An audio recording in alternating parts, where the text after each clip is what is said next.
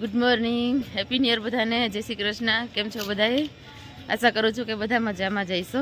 જો આજે અમારે જૂનાગઢમાં સવાર છે, તો બધા છોકરા અડધા મોટા છોકરા છે ને એ ગયા છે ગિરનાર ચડવા, અને નાના છોકરાને અમે અહીંયા જ છીએ.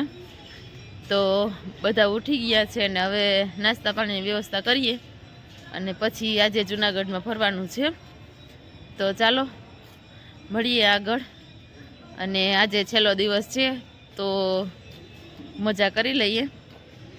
ચાલો તો મળીએ આગળ. જો નાસ્તામાં ગરમા ગરમ પરોઠા, મરચાંના રાયતા અને ચા છે, તો આવી જાઓ બધા નાસ્તો કરવા.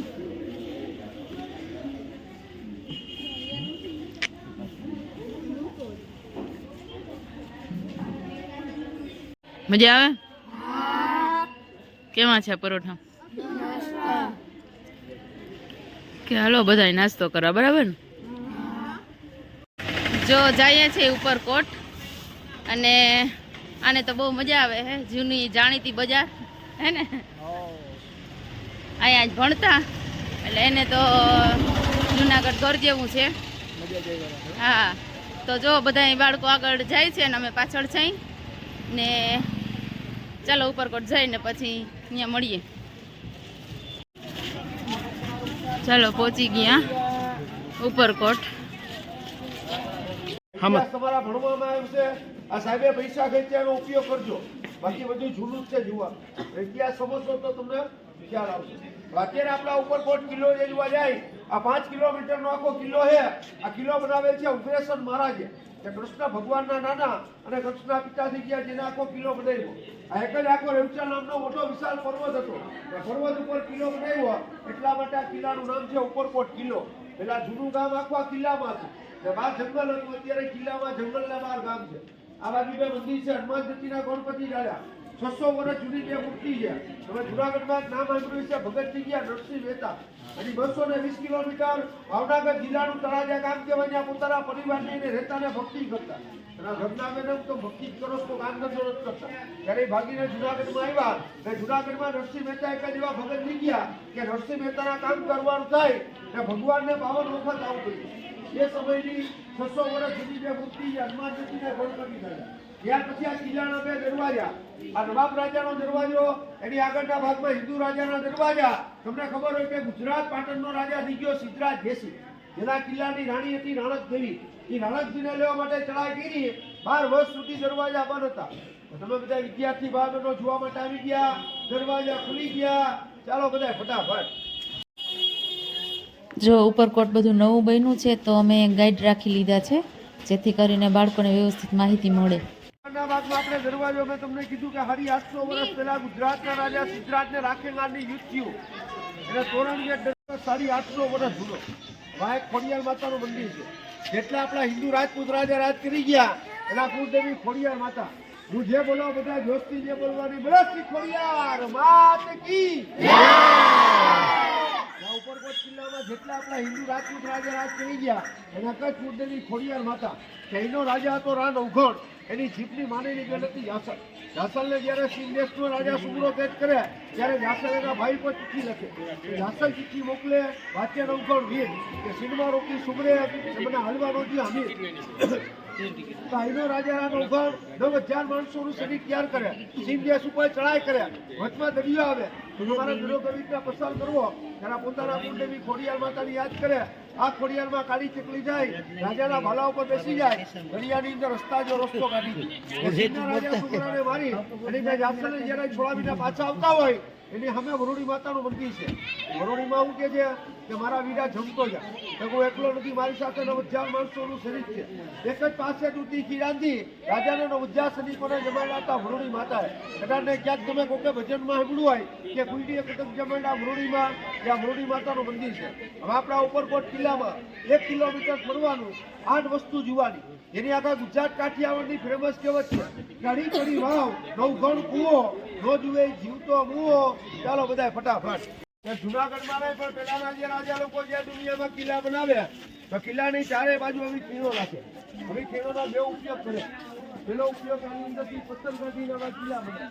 બીજો ઉપયોગ કોઈ બહારનો દુશ્મન કિલ્લો ટકીને આવે, દુશ્મનને એવું થાય કે કિલ્લામાં જવાનો રસ્તો. બીજો ખાઈમાં પડી જાય, આની અંદર ઠંડુ પાણીને મોટા મોટા મુખરમદ રાખે.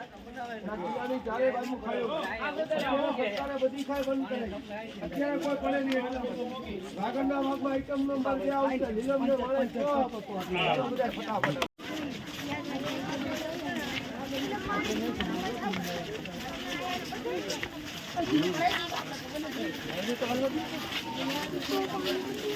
હાલો ફટાફટ.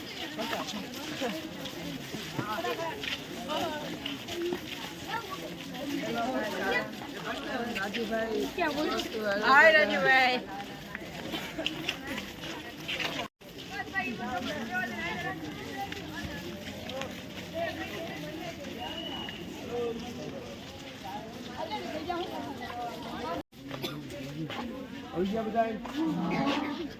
હવે જો દરેક વિદ્યાર્થી બાળકોને બધા સાંભળજો. આગળ મેં તમને એવું કીધું 5 કિલોમીટરનો આખો કિલ્લો છે.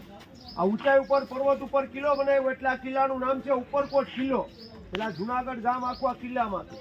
બહાર જંગલ હતું. અત્યારે કિલ્લામાં જંગલને બહાર ગામ છે, પણ એનું કારણ છે કે આ જુનાગઢની અંદર જુનાગઢનો છેલ્લો હિન્દુ રાજા થઈ ગયો રા માંડલિક રાજા. એ રા માંડલિક રાજા કોણ હતો? ગંગા જળિયો રાજા કહેવાતો. કે રોજ સવારના ગંગાના પાણીથી નાતો ને ગમે એવો માણસને કોટ હોય કે ગમે એવો માણસ બીમાર હોય, રાજાનો આટકે પગ જોઈને માણસ પાણી પીવે તેનો કોટ મટી જાય. એટલો પવિત્ર રાજા હતો. અને એને નાગબાઈ ચારણનો શ્રાપ લાગ્યો. કારણ કે પેલાના વખતમાં કિલ્લામાં એવું હતું, કોઈ રાજા કે રાણી રાજગાદી ઉપર બેસવા માટે આવે તો એને ચારણની દીકરી તિલક કરવા જાય, અહીંના રાજાને તિલક કરવા જાય તો અહીંનો રાજા ચારે દિશા ફરી જાય. કારણ કે પોતાની નીતિ ખરાબ થઈ જાય. પોતાની બેન માનવાને બદલે પોતાની પત્ની માને. ત્યારે છોકરી એની માને કહે છે કે મામા રા ફરે છે. એની માં શું કહે છે? બેટા રા નથી ફરતો, હવે રાનો દી ફરે. ને ત્યારે એની માં શ્રાપ આપે કે હું સંભાળીશ માંડલિક, તારું કાંઈ રાપણું રહેશે નહીં. હમતા માગીશ ભીખ કે તારા મહેલ ઠેકાણે મસ્જિદ અને ગામ ઠેકાણે જંગલ. કિલ્લામાં મહેલ હતો એ મસ્જિદ થઈ ગઈ, આ ગામ હતું એ જંગલ થઈ ગયું. પેલા જુનાગઢમાં મુસ્લિમ લોકોનું રાજ આવ્યું. ત્યારે 1947માં જુનાગઢમાં આવ્યા સરદાર વલ્લભભાઈ પટેલ, જેના કારણે જુનાગઢને આઝાદ કરાવ્યું. એના નવા બચ્ચા પાકિસ્તાન વ્યા ગયા. જે કાંઈ પેલા રાજાની વસ્તુ હતી, ઢાલ, તલવાર, હથિયાર, રાજાની ખુરશી, અત્યારે જુનાગઢનું મ્યુઝિયમ કહેવાય સરદાર બાગ. એ મ્યુઝિયમમાં બધું રાખેલ છે. હા, તમે બે તોપ જોવા જાઓ, એ તોપના નામ છે નીલમ ને માણેક. મોટી તોપ છે નીલમ તોપ છે, એની બાજુમાં નાની તોપ છે એ માણેક તોપ છે. એ તોપ આજથી 550 વર્ષ પહેલા અમદાવાદનો બાદશાહ થઈ ગયો મોહમ્મદ બેગડો. એ બે તોપ દીવ કિલ્લામાંથી આ કિલ્લો સર કરવા માટે આવેલી. ઈરાનમાં બે તોપ બનાવી. મોટી તોપની લંબાઈ 17.5 ફૂટ, નાની તોપની લંબાઈ 7.5 ફૂટ. મોટી તોપ છે 5 ધાતુની બનાવી, તાંબુ, પિત્તળ, લોખંડ, જર્મન ને કાસુ. પેલા દિવાલ ઉપર હતી, પણ અત્યારે ગવર્મેન્ટે લોખંડના વ્હીલ ફિટ કીધા. ને મોહમ્મદ બેગડો કેમ કહેવાનો કે એક જ દિવસમાં 2 ગઢ ઉપર ટ્રાય કરી હતી, જુનાગઢ ને પાવાગઢ. જે પાવાગઢનો પતિ રાજા હતો એને મા કાળીમાનો શ્રાપ હતો ને એના જુનાગઢના છેલ્લા રા માંડલિક ને નાગબાઈ ચારણનો આ શ્રાપથી બધું ખંડેર થઈ ગયું. હવે અમે નાગમાં પેલા તોપ જોયા પછી આગળ આપણે મેલ જોવા જાઉં. બધા ભાઈઓ બહેનો તોપ જોવા જાઓ.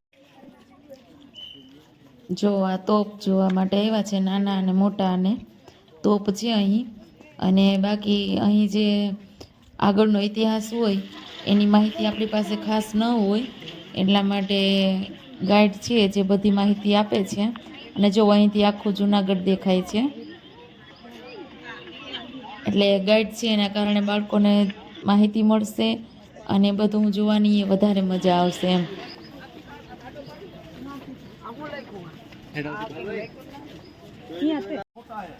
110 થી માંડી 150 વર્ષ જૂના ફોટા છે. જુનાગઢના જો મ્યુઝિયમો છે, જુનાગઢમાં નવાબો રહેતા. આ જુનાગઢના દિવાનનો ચોક છે, અત્યારે જુનાગઢની ચોક છે બીજા છે, હાલમાં મોજૂદ છે. આ રાણકજીનો મેલ તોડી ને જો ઉપર 4 મિનારા ખંડેર હાલતમાં છે. 3.5 વર્ષથી આખો કિલ્લો બંધ હતો. હજી 3 મહિના પહેલા જ આખો કિલ્લો ખુલ્યો. 83 કરોડ રૂપિયાનો ખર્ચ કર્યો 5 કિલોમીટરના કિલ્લામાં. 3.5 વર્ષથી કોઈ માણસોને અંદર આવવાની મને હતી. આપણી પાસે ટિકિટ ઉકામ લીધી એટલે આજથી 5 વર્ષ પહેલા ઉપરકોટની ટિકિટ હતી નહીં. રાજા આખા જુનાગઢનો મોહમ્મદ મકબરો કહેવાય છે. જુનાગઢની અંદર નવાબ થઈ ગયા.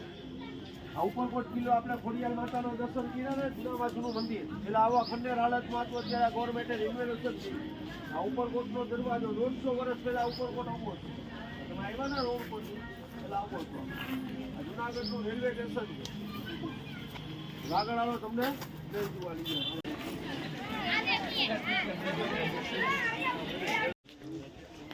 જો આ બધું હતું તો ખરું, પણ રેનોવેશન થઈને નવું કામ થયું છે તો બધું બહુ સરસ બની ગયું છે, એટલે જોવાની મજા આવે એવું છે. પહેલાં આટલી બધી વ્યવસ્થા સારી રીતે નહોતી. માણસ વ્લોગર છે,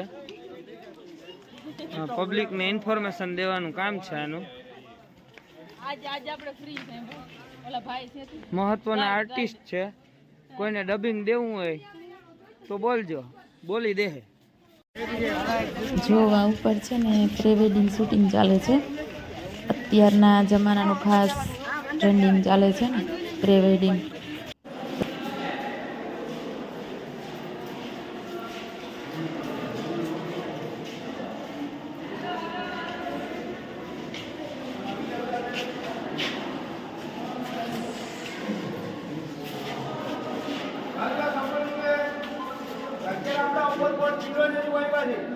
ઉપરકોટ કિલ્લામાં નાણાકીય રાખેદારનો મહેલ કહેવાય.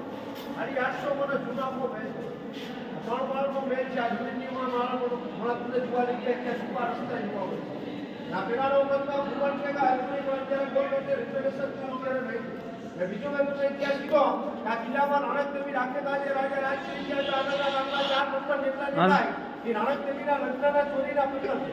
આ જગ્યા ઉપર રાજાના બે છોકરાના ભાઈ હતા નાણાકીય રાખેદારના સિદ્ધરાજ.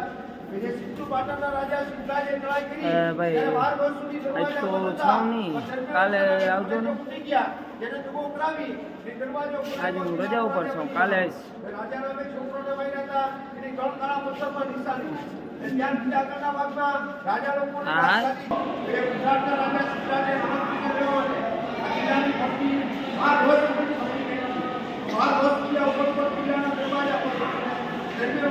ઇતિહાસ કીધો કે આપણા એક દિવસ છે ઘર તૂટે ને ઘર જાય એટલો રાજા હતો આપણે ઘણી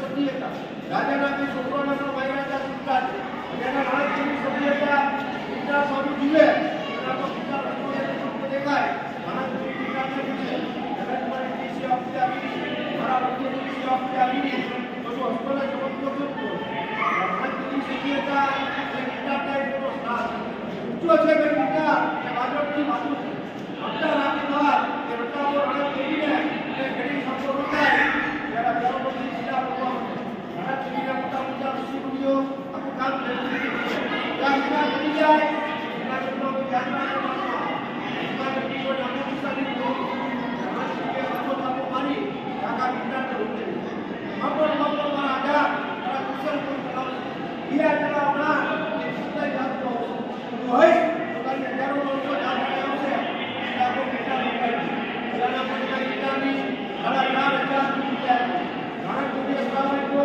900 પિતાની અત્યારે પિતાની 2100 પૂરી જાય 9,999 ભગવાનનો સારો એ માનવની માતાનો બધો કંઈક જણાય એના બધી વિષ્ણુ ભગવાનના નામના કરી પિતાની નીકળેલી રમતા વિષ્ણુ કહે કે નતાની રૂપા પિતા ઉપર નથી માણસ પોતાને પિતાના 10,000 પગથિયા ચડે દર્શન કરીને પાછા બી આવે એનો હકીકત ખબર ન પડે પિતા જુનાગઢમાં રમતા પડે ત્યાં પછી આ પિતામાં એ ભેગા પડે એ માણસના પિતાની પત્ની પરિક્રમા કરવા આવે કાટના પિતાની જેવું થાય જે મા પિતામાં આ પિતાનું કરવો પડે આપણો પુત્ર કરાય પુત્રના વિશેષતા બેટા બેટા પુત્રો કરાવે દેશે દેશની જુનાગઢમાં સાધુ આવે સાધુ જુનાગઢમાં ઉતાર આવે ઔષધિ વનસ્પતિ આવે સાધુ ઔષધિની સેવા કરે કેન્સર સુધી સેવા કરે વનસ્પતિ પત્રોની સેવા કરે સાધુ સિવાય બધે એના સાધુ બધા બધી સત્તા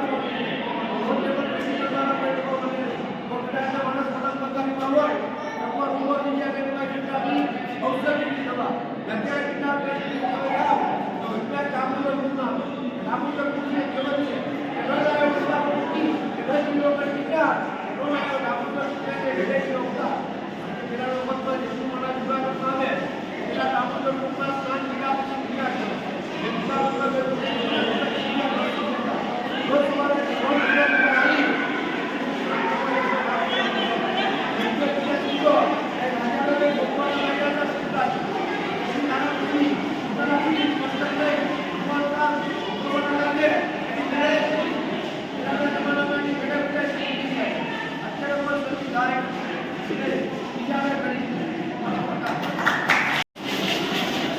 અરે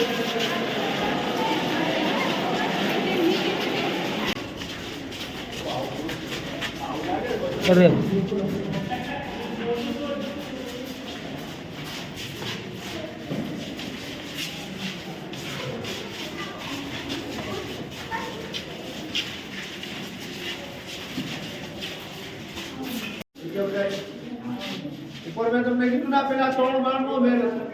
આ ત્રીજો માળ કહેવાય. આ માળ છે ને જૂનો છે. જે સમયમાં મહેલ બન્યો તો 850 વર્ષ જૂનો. આ પિલોરે 850 વર્ષ જૂના છે. એટલે આગળનો ભાગ છે હમણાં નવો બનાવ્યો ગયો, કારણ કે આખું ખંડેર હાલતમાં બધું પડી ગયેલું હતું.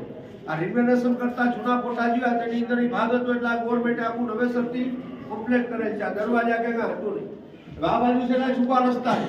આજથી 5 વર્ષ પહેલા કોઈ માણસ આવે તો ઉપરથી છુપા રસ્તા જોઈ શકતા હતા, પણ અત્યારે ગવર્મેન્ટે બંધ કરાવ્યો.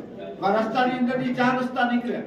એક રસ્તો છે ગિરનાર પર્વત ઉપર જાય છે, બીજો રસ્તો જાય છે ઉઢોણ ગામ ભોગવવાના કાંઠે, એક જાય જુનાગઢની બહાર મજોડી ગામ, કઈથી 15 કિલોમીટર વંથલી ગામ. એ કોઈ યુદ્ધની લડાઈ કે કઈ થાય તો રાજાના વખતમાં છુપા રસ્તા રાખતા, પણ ભાગવા માટે, વસ્તુ લેવા માટે. અત્યારે ગવર્મેન્ટે બંધ કરાવ્યો. અહીંથી આગળ ગયા પછી આપણે 2500 વર્ષ જૂની ગુફા જોવા જવાની છે ભગવાનની. ચાલો બધા ફટાફટ.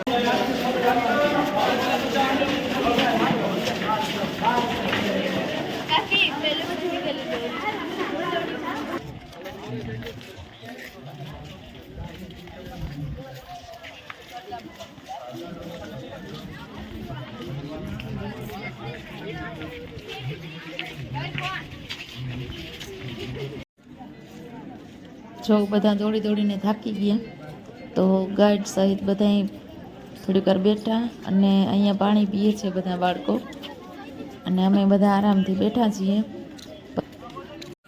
અહીંના રાજાએ પેલા ગામ આખા કિલ્લામાં બધા માણસોને પાણી પીવડાવવા માટે સળંગ 100 ફૂટ ખોદી નાખી વાવ બની. વાવમાંથી પાણીનું આવ્યું તો પેલાનો વખત મારા જ્યોતિષને બહુ માનતા.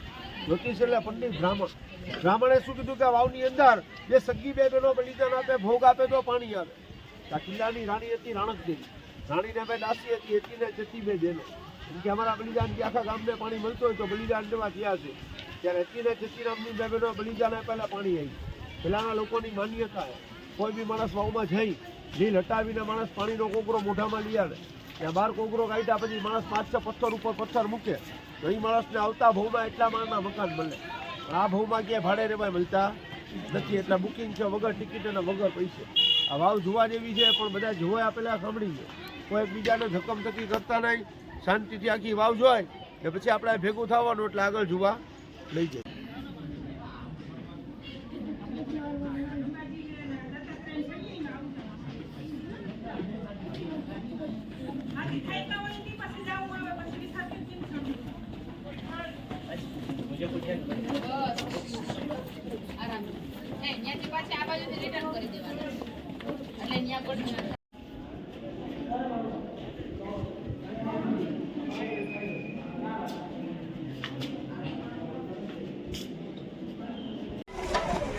જો ઉપરકોટ કિલ્લો જોઈ અને આવી ગયા, અને 5 કિલોમીટરમાં રખડ્યા એટલે થાકાઈ બહુ લાગ્યો છે, એટલે ખાવાનું એ બહુ ભાવશે. તો આવી જાઓ બધાય જમવા. અને આજે મેન્યુ છે ગુલાબજાંબુ, પૂરી